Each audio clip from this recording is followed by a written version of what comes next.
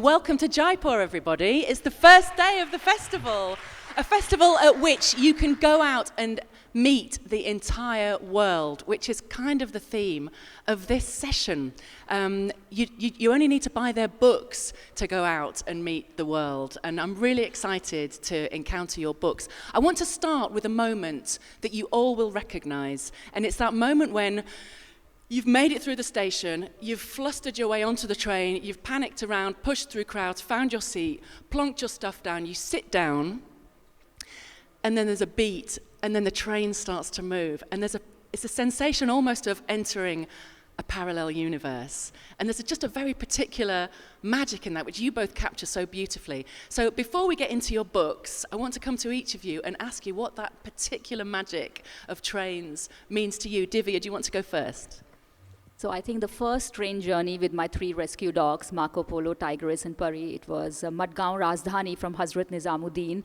I never knew you can travel on Indian Railways with pets till that moment. And when I cracked it and got that coupe in a first class of Indian Railway, and my dogs were sitting on that train, and when I think I felt really liberated. I knew I can travel with my dogs. I have been told multiple times when I rescued my dogs that you cannot travel with your dogs and dogs will limit your movement. So I think that was one moment that changed it for me. I feel like it's almost an act of rebellion for you. Yes, it is. It's a silent, quiet rebellion against a lot of things, from patriarchy to finding my own space as a woman on life, love, in trains.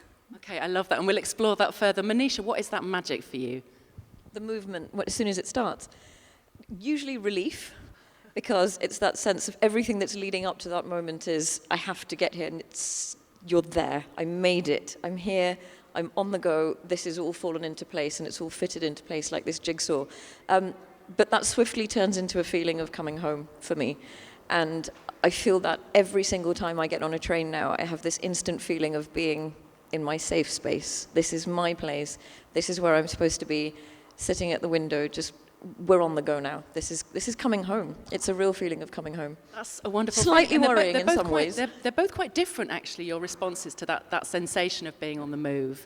Well, our session is now on rails. We're now moving. Monisha, I want to come to your book, Moonlight Express, but first with a little bit of background, because it began, in your words, with a love affair that started on Indian railways. So can you bring us from that point up to the writing of Moonlight Express?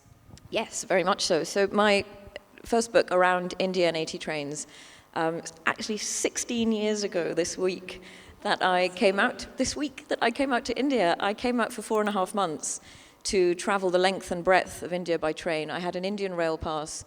I had the idea for a book when I set out to do it, but I wasn't really sure how that was going to work out. And the book was meant to be seeing India, getting used to India again, having lived here for 2 years as a child and then going back to the UK.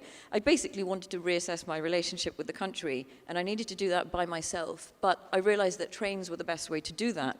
So the trains started off as a means to an end, but by the end of that 4 months, the trains had become the protagonist in my story. They were really the characters. They were so different from the steam trains to the Rajdhanis to a hospital train that I realized that they were the lifeblood of India and also my book. And that just, I took it away with me. It had just infused through my blood to the point that I realized everywhere I went after that, I would listen for a hoot of a train. My holidays ended up being on trains. And then that just sort of graduated into Around the World in 80 Trains, which was an 8-month trip in 2015, where I left London with my fiancé, now husband, and spent 8 months going as far as we could, which included China, Tibet, Kazakhstan, North Korea, Canada, the US. And then I had my first child after that, so there was a little bit of a break. But then during lockdown, I could see that Europe's night trains were having a renaissance. They'd all fade out, actually, in 2015 when I was doing Around the World, and there were only a couple left. But things started to change after lockdown, and people were looking at the way they were moving through the world and the requirement for thoughtfulness and slowness and, exploring your own backyard. And there were a couple of private companies popping up that wanted to bring back night trains and create this hotel on wheels, and very much evoking the romance of slow travel. So I kept an eye on it and spent the last 3 years on all the night trains in Europe that I could find. And they, like you said, each train has its own distinct character. Tell us about some of those characters that you met, ranging from, the northernmost snowy heights to deep glamour. Tell us about some of the trains that you travelled on. So the northern ones that Bee's referring to, I went into the Arctic Circle a couple of times on the train from Stockholm up to Narvik. And I think the loveliest thing about these trains is that, especially when you're doing them in the Arctics, is that you get the polar nights, but you also get the midnight sun. So I think one of the best ones was probably the Santa Claus Express, which I did with my kids during winter. It had to be done properly. It's this beautiful double-decker train that sets off from Helsinki at around 7:30 at night and travels for 12 hours into Rovaniemi, which is a good 100 miles into the Arctic Circle. And it's polar darkness, so it's only sunlight for about 2 hours a day from about 2 p.m. It's a double-decker train. It was snowing. You've got tinsel wrapped around the dining car. You've got reindeer stew. You've got meatballs and mash. It's like a big, pub on New Year's Eve. It's just so much fun on board. And then, of course, you get to meet Santa at the other end. But if you do that train in summer, which is also still called the Santa Claus Express, even in July, you get the midnight sun. So it's bright at 3 o'clock in the morning, and it's a very different dynamic. It's beautiful. And I believe it was on the Norland night train that you wrote this reflection about slow travel, which you just mentioned, how you say, "This was my meditation, my journey to peace, as the world flashes by, quietening the noise of my thoughts." And I really liked that, because there's something about being static but also being in motion that has a quite sort of hypnotic effect. Can you talk about the effect that had on you? Yes, it does. I find it very peaceful. I know that, when you're on Indian trains, there's just peace is the last thing that you're actually thinking of. But on most of these journeys, I think the lovely bit about trains for me is that you're free to be as involved or as removed as you want. You can sit in a corner with your book, just looking out of the window, or your headphones in, and just be in a quiet place. Or you can go to the dining car and you can join in, and it can be as raucous and as mad as you'd like it to be, and you can chat to people and you can get involved. But I think the trains, compared with any other form of transport, offer you that peacefulness and the choice. Yeah. Talking about peacefulness, and we'll come to you on this as well, Divya, you have travelled with your kids and with your family. That's kind of different. It's very different. It's very different indeed. What challenges does that present? I think it's just more logistical challenges with small children in terms of knowing exactly when you're going to feed them and when you're going to put them to bed. But I think you let go of a lot of those things as well, because once you're in a 4-person compartment and you're at least content that they're not going to irritate anybody else around, there's just free for all, in a way that when you're flying, I'm tense all the time that they might stress out other people or be bored or tired or restless. I just don't feel that on the trains with the children, because there's just so much stimulation for them all the time. And one of the senses that I got from both of your books is that it's much more possible than you might think. People would suppose, I can't possibly travel with kids or with dogs.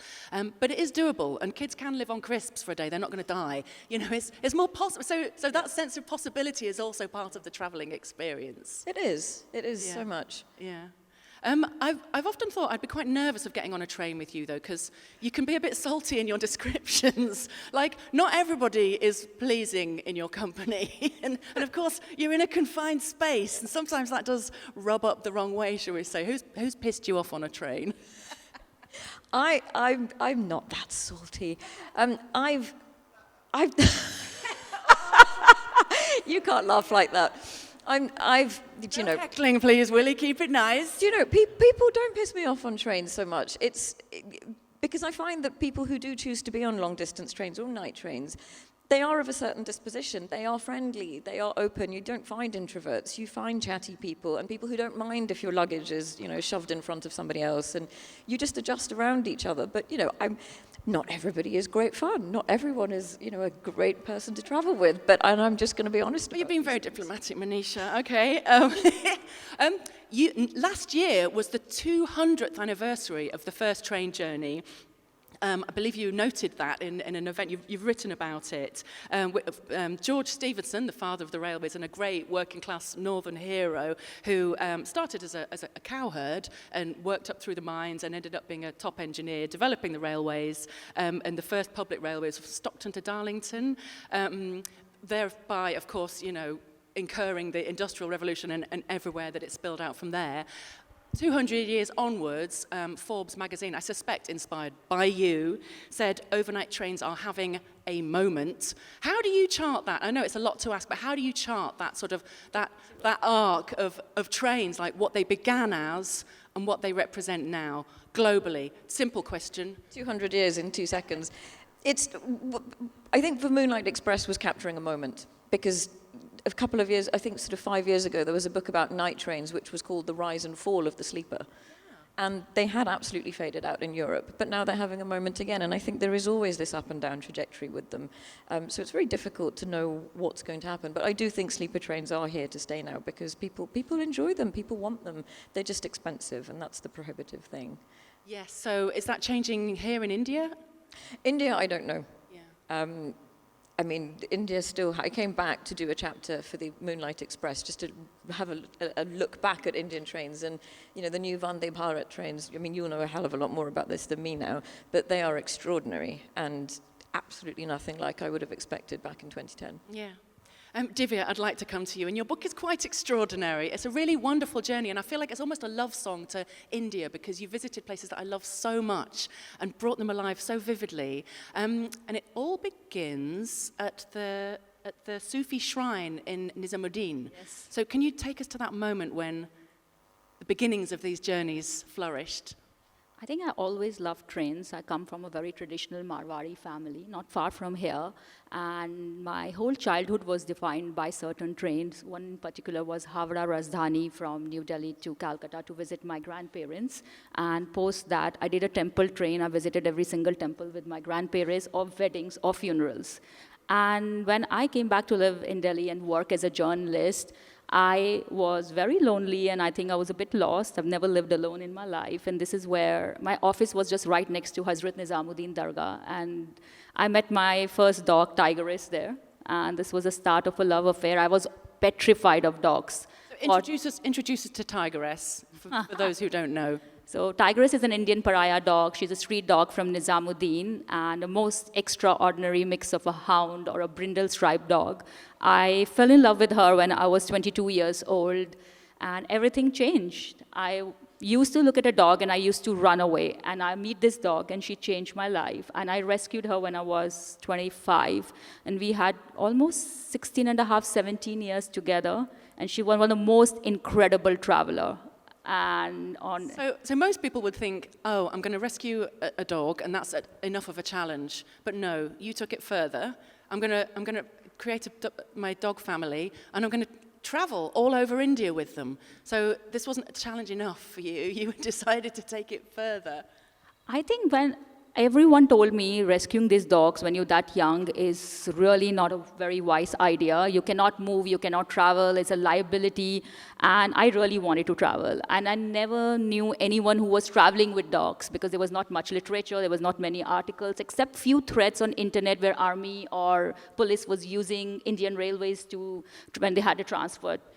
And this is where I went to Nizamuddin railway station and asked a station master, I want to travel with my dog, and what should I do? And he was really shocked. He said, okay, and go and get a coupe on a first class, and you have to go to Baroda House, Northern Railways headquarters, and get this is it. This was the start of a love affair. I did 75 train journeys on Indian railways after that. I hid my one dog, Pari. She's a 30 kg dog. And for 55 train journey, no ticket checker could catch her. So I think Indian Railways is one of the characters of my book, just like my three dogs. And it's a word in motion, and it's a lot of hustling. It's not that linear. There's no peace on my train travels, because I had to fight to get a coupe. I had to fight with multiple people. I think at this one point, my husband said that we cannot travel. You're just fighting from beginning to end. And this is like every time you're told you can't do something, you go right ahead and do it. Can you just clarify for people who may not have traveled in India, what is a coupe? And then secondly, how do you hide a large dog in it? So coupe is a first class of Indian Railway, is made up of coupe and cabin. Cabin has 4 seats and coupe has 2 seats, and you are allowed to travel with your dogs on the first class. If you book the whole coupe or cabin, you allow 2 dogs per PNR, but I had 3 dogs, and I somehow wanted to not pay for the cabin because that was too expensive. Not really, it was... But it has curtains, right? You can close it. You have privacy. Can close it. It's a little door, and it's a little room of your own. It's a little ward of our own. own. I think that was a love affair. I absolutely was love with Indian Railways. My dogs were love with Indian pantry of railways. I think they are the only ones who love Indian Railways pantry. That chicken cutlet was an absolute favorite of theirs, and soggy potatoes or peas. So yeah, so I think this was the start of it. And my French husband, I tagged him along, and he was really a sport to do it in spite of fending cockroaches or toilets. But I think he really enjoyed it because he did not understand it. For me, it became more than train journey. And for me, it was a quite rebellion in a way. I wanted to claim that space. I wanted to also fight a very deep-rooted patriarchy because I've been told all my life not to do many things. And told by my father not to be a journalist, not to dress certain way, then told by people not to rescue dogs, not being able to rent a house in Delhi because as a single woman with 3 dogs is not really the best combination. So Indian Rail... The rental situation was a nightmare for you, wasn't it? That was quite a story of its own. So I had a spy. My landlord had to put a spy on me to see what is my character. So there was a lot of moral scrutiny as well when you're traveling. But then here we are. I think I came with a lot of baggage. My dogs came with their own sets of trauma because they were also abused on the streets of New Delhi, and which many of know the situation of dogs right now in India, on street dogs. So we chose each other as a family, and we decided to go on this adventure. And my son, Marius, he was part of last 10 train journey. And so it was quite a mess. Like that's where the name Chaos in a Coupe comes, because there were 2 adults, 3 dogs, 1 child, in that little 2-seat room, and a baby chair, and 4 suitcases, and a bag of snacks, which is mandatory. And we survived. We survived those train journeys. It's a mess, but it's a joyful mess. And you do describe it in such terms as I can actually almost experience people's responses as this joyful mess comes towards them. But you elicit acts of extraordinary kindness and solidarity along the way. Is there one in particular that you'd like to describe for us?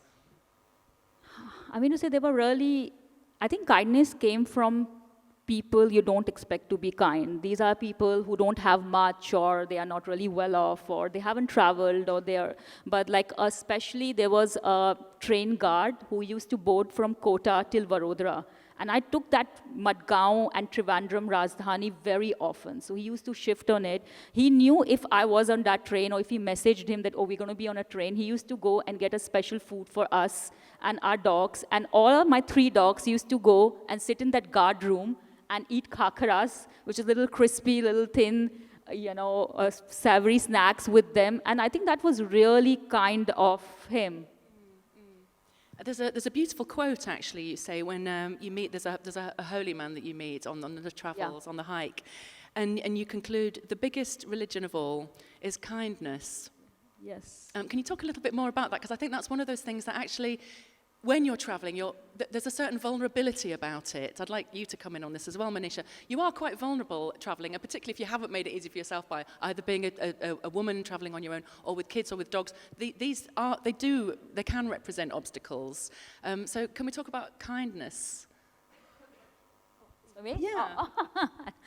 Kindness. I mean to say, like, for me, religion is a very complicated thing because I grew up in a highly religious family. But, the religion was, defined like my grandmother used to be, go feed this cow or go do that. So when I grew up, and I realized that, I think the biggest thing you can be kind is to be in animals, to a surrounding. And, but I wasn't even aware of it. For me, 22 years of my life, I think I was so living in a bubble that I did not even observe or think that dogs coexist, there are cats and everything. And the moment that realization came in, I think it set off a trigger. Then I was always worried that what I can do and how I can do things. And I come from this family, and there is a temple in Tolia, sir, it's called Bhairu Baba, and Bhairu Baba has a black dog, and he rides it. So when I recently went there with my grandmother and my son and my daughter, I saw the dogs were so very abused. They were skinny and they were mistreated. And this is where people are going and feeding a statue of a dog inside. And this really triggered something for me, because I decided that kindness is not about, it can be very simple, just going out, learning to coexist with animals around us, or learning to just not, harm them. It doesn't have to be more than that. And I think this is the main issue right now, what's going on in Delhi with the dog issue as well, which I really like. Okay. Monisha, did you want to reflect on that? Yeah, the kindness of traveling. I think the thing that I've found the most is that the kindness comes in very, very tiny gestures, even if it's just, like I was mentioning earlier, when people will just adjust to each other and they don't mind if you've got big suitcases, and sometimes people will just say, if you'd prefer to be in the top berth, I'm happy to swap over with you. And I don't find that you get that when you're flying. I mean, absolutely don't. You're aggressive. When you're flying, everyone hates It's a competition. Everybody's on board to fight. You can It's see a very people. clinical space. You're sort of people. You can see people geared up, ready for it. Whereas on trains, I very much feel like you are a train family when you get on board. There is a real sense of community that you're all working together on this journey because you're part of it just for a moment. When you get on board, you know that you're all in it. Especially with the night trains, you get a real sense of union when you get on board because you're all there for the whole night. No one's getting off at 1 a.m. or 2 a.m. You're there straight through to 7:30. You're all going to sleep in the same space. You're having breakfast together. And you unite in a way that I don't think people do on day trains as much because there's still very much that sense of I'm going from A to B. You're still checking your watch. You're still seeing what's going on. But people work together on night trains in a very different way. There's a kindness and a sort of sense of solidarity. And there was a moment that I wanted to pick up with from your book when you were on the Andean Express in Cusco, I think, where, and we've talked about the escapism and that sense of, being away from real life, but sometimes real life can crash back in. And, living through the genocide in Gaza as we are, the news of that was reaching you and landing on you, and you felt the need to sort of share it and connect to someone else. And I know that someone criticized your book for containing this observation, Yeah. but life finds its way in. You're it not does. in an inviolate space. It's not hermetically sealed. And being able to make those connections is an important thing. Can you talk a little bit about that encounter? Yes. The last 2 years, we've all been moving through a very different world. And part of my travel writing is bringing in the space that we're in. It's not just isolating elements of what we'd like to read. Travel books for me are not just about seeing a country eating its food. You have to know about the politics of it. And the politics infiltrates absolutely every aspect of our world. Even if you don't think you're political, you are, from the shops where you buy your clothes, to the food that you eat, to the drinks that you consume, to how you live. And I think what Bee was just referencing was I had a couple of reviews where people wrote, oh, it was fine until she started bringing politics into it. Yeah. And I was just quite amused by that because I did very much reflect in my book towards the last few chapters about what was happening in Gaza because it did affect every single conversation I had on board, no matter which country I was in.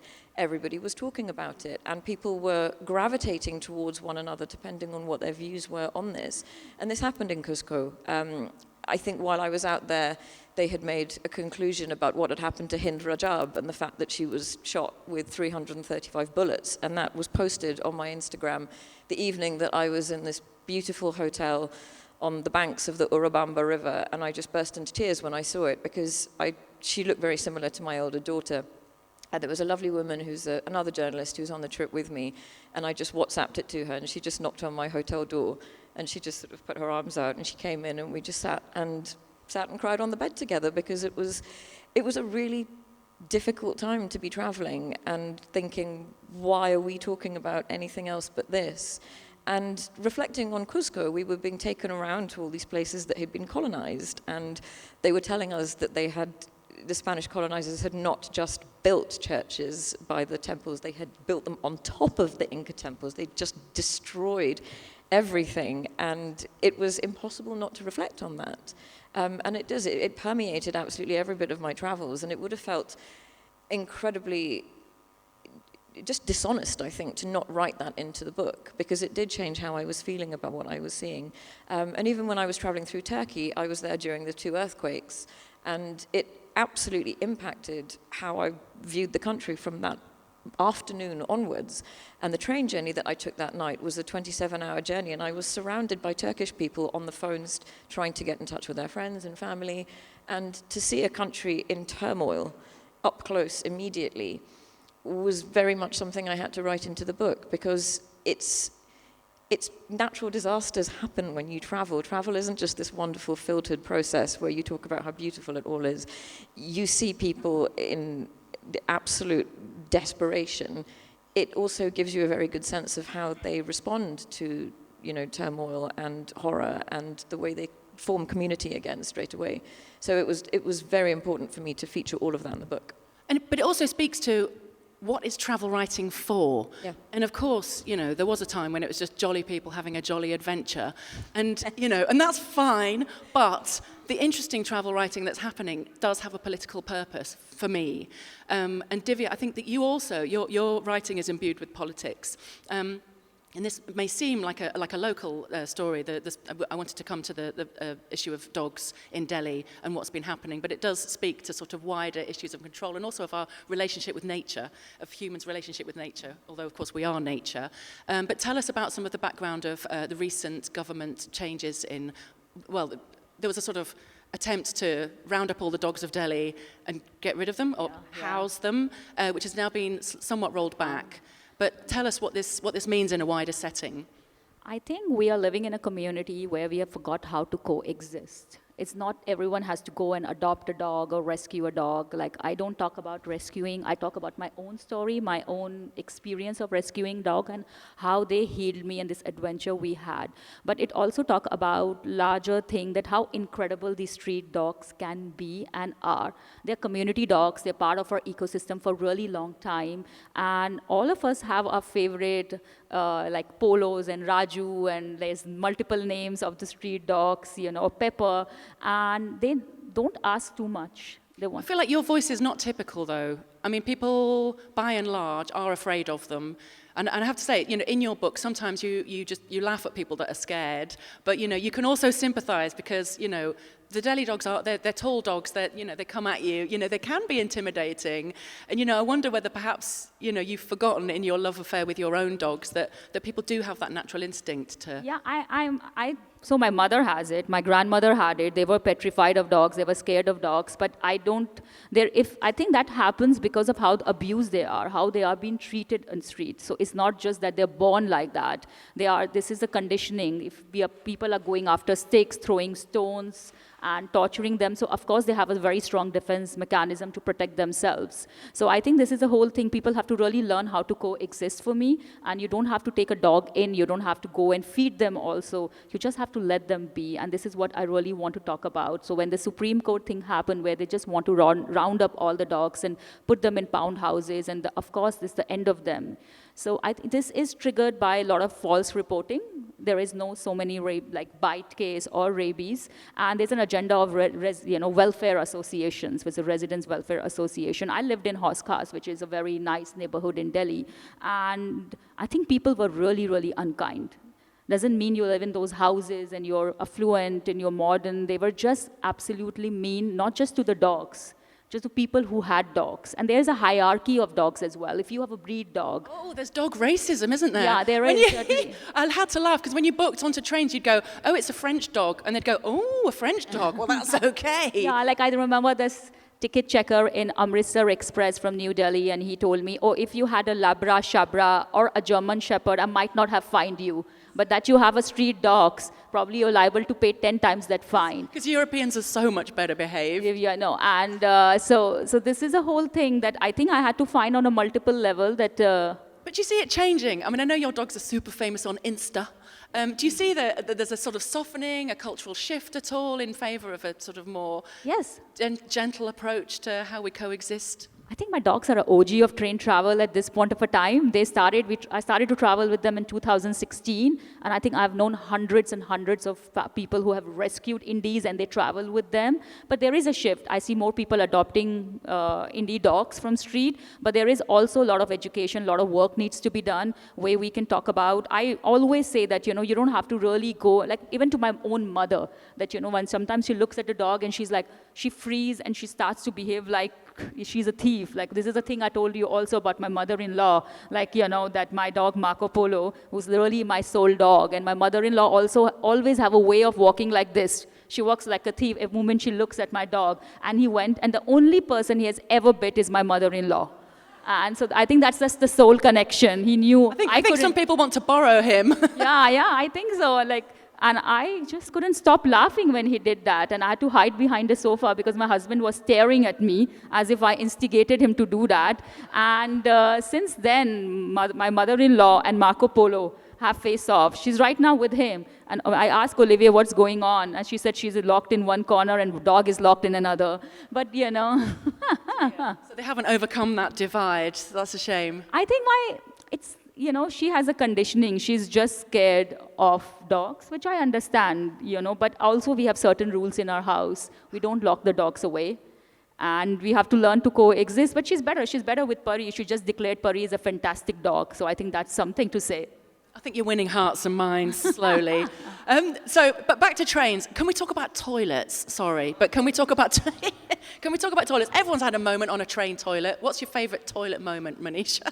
Anywhere, any train. I have to be very honest. My favourite toilet moment was on the Orient Express. Orient Express? The Orient Express, which has 15 layers of varnish in the toilet. Can you imagine that compared with an Indian toilet? One of the squatties. Yes, I have to be. Where is the varnish? Actually on the toilet seat or just toilet around seats, you? all around you. You've got marquetry, you've got the most beautiful inlay, you've got scented hand soap. It's an absolute joy being in there. And it's the only time I've ever actually been inside a toilet and taken a photograph in the mirror on a moving train and thought, this is actually a nicer compartment than some of the travels that I've done on Indian trains. Wow. What would your toilet moment be? Oh my God, I have a lot of it because I have a toddler and I have 3 dogs. So I have to plan my whole trip around toilets of everyone, especially my dogs. The military levels of planning are so impressive when you're moving towards your journeys, I have to say. Recently I was traveling with this one train I particularly like very much. It's called Bhagat Ki Koti. It leaves from New Delhi and it goes till Jodhpur. And I love that train because first class is always available on that particular train. But this time I was traveling with my 2 kids. So when they went to toilet, they were like, this is not possible. We're going to fall in that hole if we do anything. And then they went in the sleeper class and they asked me, can we pee from this window? And that's it. That wouldn't be that difficult. So I think that was my moment because my son was adamant that he should just pee. And my daughter, okay, she wears diapers, so it was fine. But with my toilet thing, my husband, I think he was with rolls and rolls of toilet paper. And he was saying that I'm just doing this. This is my proof of love for you. Doing the 75 train journeys and going to Indian railways toilet. But I think the most funny for us was that taking our dogs on a walk for their toilet break. I had to make a list of all the halts train is going to halt and how many. If it was less than 5 minutes, I never used to bother to get out. If it was 5 minutes or more, we had this strategy of how we're going to make sure that dogs can pee and poo. So we had a timer on our phone, a first class attendant with 100 rupees bribe watching us that we don't get carried away.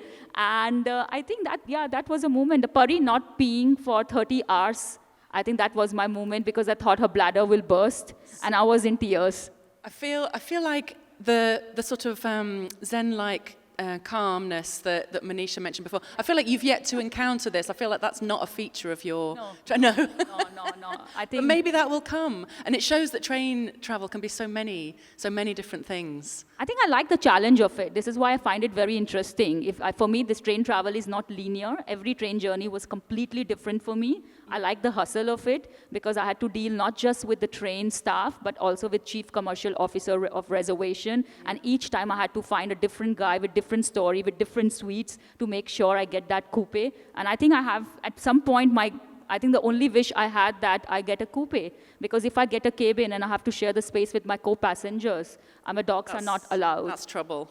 It happened twice in my 75 train journey. Once from Dehradun to New Delhi, I had to share a space with 2 MLAs who were so scandalized that collectively whole train came to ask someone who had coupe to swap with us. That was 2.5 hours of negotiation. Once from Pathankot to New Delhi, and again, I had a wonderful luck, I think. I found someone who adopted the dogs, and we could manage to travel all of our 75 train journeys on Indian Railway.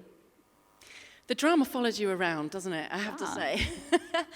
Can you tell us a little bit, because both of you, and what I want you to get from this, and of course when you buy the books at our signing after this event, you'll discover that both of your books give such beautiful portraits of the landscapes that you're passing through and of the peoples and the communities that you're passing through. And I'd like you both to just pick one of those. I'm biased towards Shalimar Express from yours, but you can pick your own, but I'm kind of like hoping. Can you pick a moment from that you think just really illuminates that journey? I think the train that I did during the midnight sun from Oslo up to Trondheim and then Trondheim up to Bodø in Norway was probably my favorite, because it wasn't just a landscape, but it was actually seeing the landscape in a completely different time and also different light.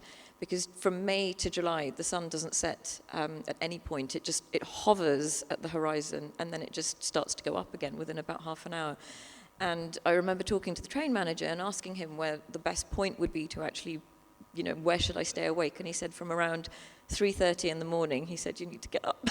And I remember so I'm always at work, even when I'm on these sleeper trains. A lot of people have this very misconceived idea that I just get on, have a nice time, go to bed, and then wake up in the morning. But I stay awake for most of the night because I very much need to see what's happening. And I remember at 3:20 in the morning, the sun was just coming through my compartment, so I went to the dining car, and the train manager was still there, and he said, just sit by the window. And the fjords were swinging around with people standing in their waders, fishing at 4 o'clock in the morning. And it was one of the most beautiful scenes I've ever seen, because it was 4 a.m. There was a peloton of cyclists going parallel with the train. There was the pink sun coming up just on the mountaintops. And it's actually the area where In the Hall of the Mountain King was written because of the scenery. And I found this out by chatting to a train fan who was also in the dining car. And he came out and sat there at the same time as me. He said, this is the best bit to see. And I was the only person apart from him. And it was a really extraordinary moment seeing how Norwegians embrace that sunlight, which they only, because obviously if you live there, you have polar nights for those 2 or 3 months outside that. But during summer, they get energized by it. It's almost like they recharge and just use the light all the time. And I think seeing that scenery, which is absolutely spectacular at any time of year, but seeing it in that pink light at 3:30 in the morning with very few people around was something really special. So much so that I took my kids back in July this year to go and see the same thing. I mean, they slept through all that bit, but I still got to see it again. That is a beautiful, those are the moments to capture, aren't they? That's so beautiful. Divya, do you have I have to say that I just love the journey to Missouri and that time you spent with the Char du Can, the deodar pines, that was such and the way you described the food, that was a very beautiful moment for me. But is there a particular travel moment of joy that you want to capture from your writing? I think the first train journey of Pari for me was very special because she got down from the upper berth. That was a where was this to? Where were you? It was to Madhya Pradesh in Chuchanderi, a small village of Pranpur. And this is a journey I took to break ice between my 3 dogs. And I think this was particularly special because this dog was so highly abused. She never traveled. It was a first train journey. And she used to be always on upper berth. She was an upper berth passenger. And she came down and she sat by my window and the sun was just rising. And to see her that moment, I think I felt utter peace. It was just a beautiful sunset, but just Pari made it so special because she sat there, and I think it was a start of a new beginning for her. All that trauma was slowly disappearing. I really hope that. And I think that really just made me cry because it was very powerful to rescue her, to give her that life. And there she was, watching a train from her first train journey, and yeah. I sense that for both of you, that was giving you that possibility that you can do this, and that's a beautiful thing. For me, it is like for me to imagine this life, which I could never, and to imagine it with my 3 dogs and to do it with my kids now and my partner, I think is really beautiful. I did not do very grand or extraordinary travels, but I think those ordinary journeys for me were very, very extraordinary. Well, what is extraordinary? I mean, the way you've described them, and actually the way that you've done them, I would say is extraordinary, and there's such a beauty in that, and that you did it with a found family, I think shows all of those ingredients of adventure, but also solidarity very beautifully. We've got time for questions, and I've just had a sign waved at me, so please will you be ready with your questions, raise your hand up vigorously in the air so that our microphones can come speedily to you. Yes, here we are. Keep your hand up, and we have time for, yes, we've just got a couple of minutes. I think there was a question here. Have you changed your mind? No questions. Okay. Not so much. Question. Maybe that's been banned, who knows? Oh, there is a question, yes. So the microphone's coming over here, please. Thank you so much.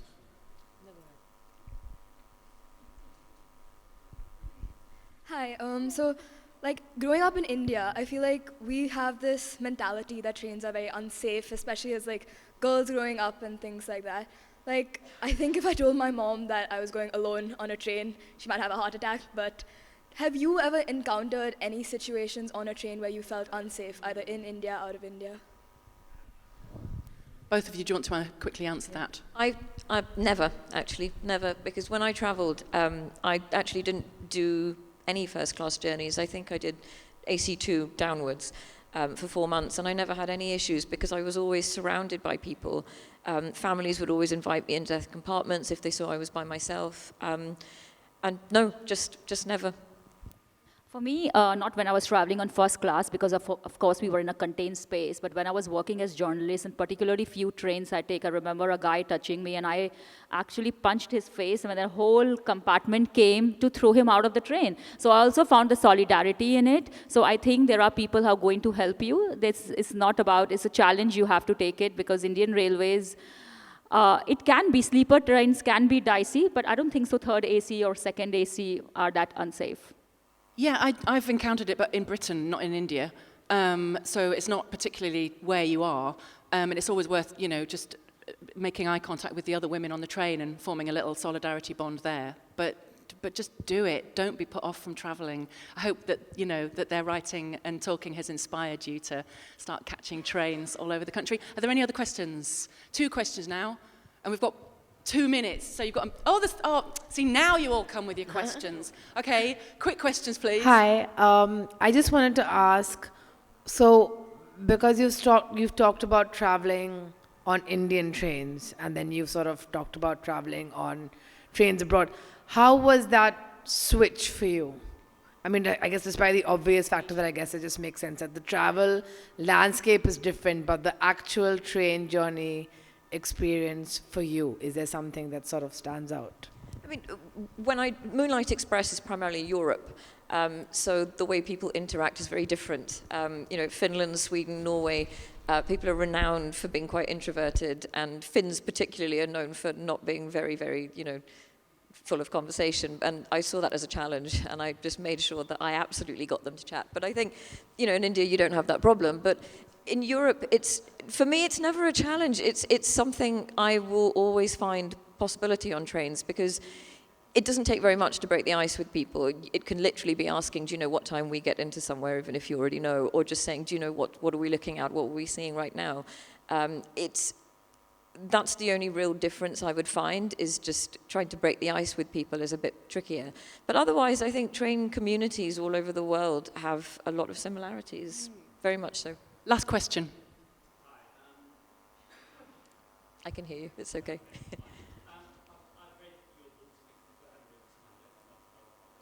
Thank you. So for people who can't hear, the question is there one last train for you to conquer, Monisha? I've slightly a train-themed book. Well, when I did Around India and 80 trains, I swore I would never do anything like that again. Absolutely adamant. And then Around the World in 80 trains happened, and I thought, draw a line under that one. And then Moonlight Express. I was convinced again, but I have got a little idea brewing. I haven't actually done any trains in Africa yet. I've completely left that, and I think that's because I would like to take that on properly at some point. Also, the other reason is because the trains aren't connected. There's no sort of flowing network which would allow for that to be done quite easily. So I am holding off. But I am thinking of something else in the interim, which I haven't quite formulated. But so watch this space. And she is, of course, the worldwide undisputed queen of trains now. None other than Irvine Welsh of train spotting fame said, "No one writes about trains like Monisha." And I hope, yes, we're seeing the cover quote here. But I hope that Divya and Monisha have both shown you that it's all about possibilities on trains. And I urge you to come and meet them and talk to them and buy their books. Thank you very much for being here. Thank you, Bee.